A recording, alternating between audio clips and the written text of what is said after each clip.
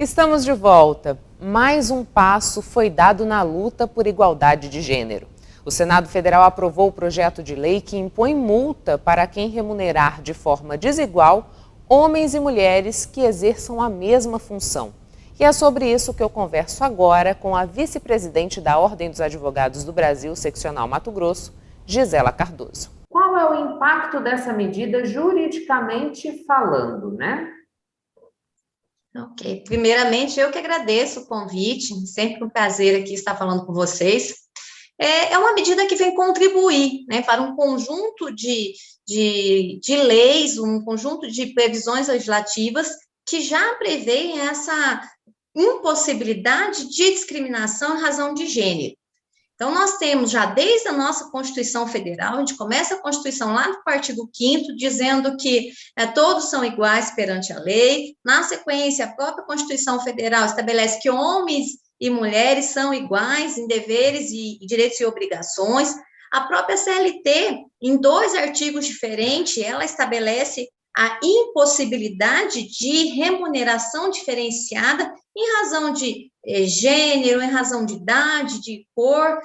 A CLT, ela fala, salvo engano, no artigo 5º, que a todo trabalho de igual valor é devido igual remuneração, independente de sexo ou cor. Na sequência, nós temos uma outra previsão, um outro artigo, é o artigo 373A da CLT, que estabelece uma série de hipóteses que visam proteger, garantir a igualdade do trabalho da mulher. Entre elas, há uma previsão de proibição de diferença de remuneração, de ascensão na carreira, em razão exatamente do gênero. O que essa nova lei traz é a imposição de uma multa quando violado esta previsão que já consta na CLT. Então, a lei inclui uma pena de multa que até então não existia. A lei já estabelecia, é proibido estabelecer salários diferentes em razão do gênero.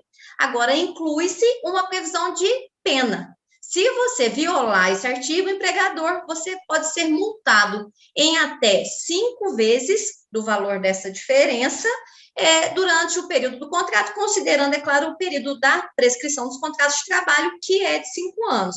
Então, como eu disse no início, é mais um instrumento, né, que vem buscar garantir essa igualdade e evitar essa discrepância salarial em razão do gênero, que, infelizmente, ainda existe na nossa sociedade, ainda existe no mercado de trabalho. Nós temos aí estudos que demonstram ou que comprovam que as mulheres recebem hoje em torno de 25% a menos do que homens para trabalhos de igual valor, embora mais escolarizadas. Em regra, hoje tem um nível superior em número maior do que os homens que estão no mercado de trabalho. Então, é mais um instrumento que a gente tem à disposição. Gisela, como você bem colocou, embora a gente tenha essa previsão legal que proíba essa diferença de remuneração, ainda existe essa diferença e foi necessário aí apresentar um projeto que viesse e mexesse no bolso daquele empresário que faça esse tipo de diferenciação. Você acha que a medida ela vai se tornar mais efetiva e também pedagógica? Sem dúvida, né? Eu acredito que a principal finalidade da lei, ela além, é claro, de fazer essa compensação, né, no valor em relação à remuneração que a mulher está recebendo menor, além de ter essa compensação financeira, caráter pedagógico, né? Ela demonstra a reprovação social para esse tipo de atitude, para esse tipo de discriminação. Então, como eu falei, já era uma previsão legal, agora ela vem com a imposição de uma multa. É claro que antes disso, a mulher poderia, antes da lei, agora ainda não é, né? Ela já foi aprovada, mas precisa ser sancionada ainda pelo presidente da República.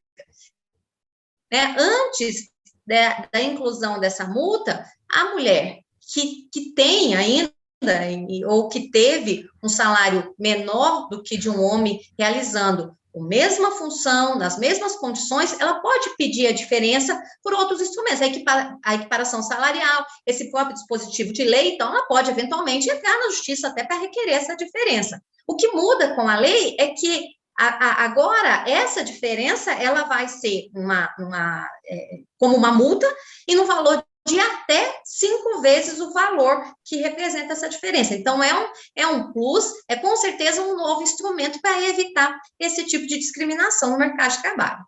Gisela, você disse que as mulheres já tinham essa possibilidade de ingressar no judiciário para buscar essa equiparação em casos de haver essa discrepância.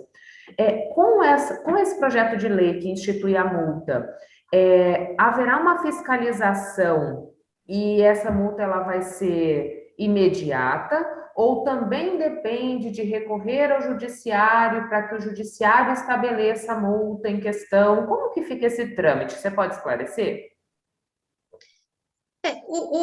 Os direitos que estão previstos na CLT, aí ele vem como um direito, uma imposição de multa, ele precisa ser acionado pelo detentor do direito. O Ministério do Trabalho, em eventual fiscalização, se identificar irregularidades trabalhistas, se identificar que o empregador não está cumprindo com as determinações, ele pode impor multas administrativas a este empregador. A empregada que se sentir lesada nesse sentido, ela deverá promover uma reclamação trabalhista, pleiteando aí essa diferença, que ela é revertida em favor da empregada, né? A multa administrativa, a partir da fiscalização, ela também pode ocorrer com a fiscalização do Ministério do Trabalho, e é importante essa fiscalização, né? Mas essa diferença, a busca da equiparação salarial, ela tem que ser demandada perante a Justiça do Trabalho. Gisela, a gente está falando aí de um período de discussão de 10 anos para que a gente tivesse a aprovação desse projeto de lei, como você bem ressaltou, que ainda depende da sanção do presidente da República, que muitas vezes foi taxado como misógino, né, que não observa a mulher como um ser igual ao homem, por exemplo. A gente ainda corre o risco de, mesmo tendo levado todo esse tempo, ter dado esse passo, chegar na presidência e não passar esse projeto? O que eu espero é que isso não ocorra, né? É um projeto, como você bem disse, é um projeto de 2011, projeto que tramita há 10 anos. Então, portanto, muita discussão sobre ele já foi travada, né? Acredito que ele chega pronto para a sanção do presidente da República. E nós esperamos, sim, que seja sancionado e que tenha aplicação a partir da sua publicação. Nós vivemos um momento muito importante no tocante a essa valorização, no tocante a leis e ações que inviabilizam ou que tentam diminuir todo e qualquer tipo de discriminação. Então, eu espero que o presidente da República, considerando, entendendo nesse momento, ele vá sancionar a lei. E aí você toca num ponto importante, nós temos, como você diz, 10 anos um projeto tramitando, e se você parar para pensar o porquê disso, um projeto de suma importância, que nada mais do que busca ou garante é a igualdade. Ele busca garantir às mulheres o direito a um salário igual pelo mesmo serviço. Por que demora tanto? Aí a gente pode trazer, além da questão histórica, social, de discrepância de salarial em razão do gênero, talvez uma falta de representatividade maior das mulheres no próprio Congresso Nacional. Quando hoje nós temos uma bancada um pouco maior, um pouco mais aguerrida, que pode ter tido, acredito que tenha total influência para que tenha vindo a aprovação. Mas essa situação nos remete a outra necessidade, a necessidade da igualdade também de representatividade. Né? As mulheres precisam também estar representadas nos seus espaços de poderes para decidir, para promover a inclusão de direitos como este. Gisela, a gente estava falando aqui que, embora as mulheres tenham um nível de escolaridade maior, essa discrepância ainda existe, e ela existe de forma mais acentuada quanto maior o cargo que essa mulher ocupa com relação a esses homens. O que isso diz ainda da nossa sociedade, né? Porque você pontuou, poxa, nós levamos 10 anos discutindo um assunto que é essencial para a gente garantir essa igualdade. O que esse tipo de comportamento ainda diz sobre a sociedade que a gente vive? É o retrato da sociedade, ainda com traços machistas, paternalista. Então, a gente só consegue mudar isso, Michele, eu tenho reiteradamente afirmado isso, é um posicionamento meu, a gente só consegue mudar isso com educação, com cultura, levando para os bancos das escolas a necessidade de igualdade, ensinando as crianças que homens e mulheres são iguais em todos os sentidos. Então, esse realmente é um traço ainda de uma sociedade machista. Culturalmente, as mulheres sofrem com essa diferença. Como eu disse, nós estamos avançando. Eu vejo um avanço ainda lento, mas estamos avançando. Avançamos quando a gente tem um número maior de mulheres nos representando no espaço de poder, no Congresso, no Poder Executivo, né, no Poder Legislativo. Isso é muito importante. Isso vai levar, efetivamente, a uma mudança. Infelizmente, ainda a passos lentos, mas que vem acontecendo. Qual é o papel da ordem para você ver, processo? A ordem é a casa da democracia, né? A OAB ela tem como principal bandeira a defesa da democracia. E aí, quando a gente fala em igualdade, a Ordem dos Advogados do Brasil ela deu um passo muito importante no ano passado, ao estabelecer, ao aprovar o projeto de paridade. O que é o projeto de paridade? As eleições na OAB, a partir deste ano já, deverão ser observada a paridade na composição das chapas. Então, todas as chapas que vierem a concorrer nas eleições da OAB, agora já para esse ano, que esse ano é um ano de eleição, devem necessariamente estar compostas por 50% de cada gênero. Eu acredito que com isso a ordem ela dá um grande passo, ela apresenta para a sociedade que a paridade é necessária. Nós vivemos numa sociedade plural. Para você ter uma ideia hoje, na OAB, os inscritos, homens e mulheres, são praticamente igual, a diferença é mínima, 609 mil homens, 609 mil mulheres, com pouca diferença. Então, nada mais justo que se nós temos 50% dos homens inscritos e 50% de mulheres no quadro de inscritos, que haja também, nesse percentual, os representantes de toda a classe.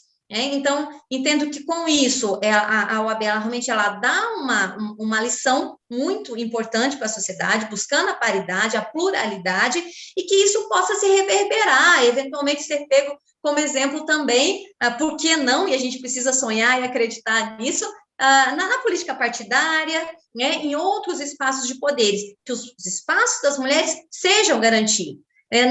Eu costumo falar, as mulheres não querem ocupar os espaços dos homens, não é isso. Nós só queremos ocupar os nossos espaços, que eventualmente estão sendo ocupados por homens, que poderiam ou deveriam ser ocupados também por mulheres. Então, a busca da igualdade, eu falo que, sobretudo, é a representação da democracia. Eu entendo que não existe democracia sem igualdade. E nada mais justo, porque as mulheres têm se preparado para ocupar esses lugares, né? Exatamente, estão preparando, estudando, e eu vou dizer a você, considerando os números, e aí falando de advocacia, falando de OAB, considerando os números de mulheres, de ingressos nos quadros da ordem, logo as mulheres serão maioria, né? Hoje nós temos muito mais mulheres ingressando nos quadros da ordem do que homens, então esse número aí, provavelmente logo as mulheres serão maioria também. Não saia daí, eu volto já.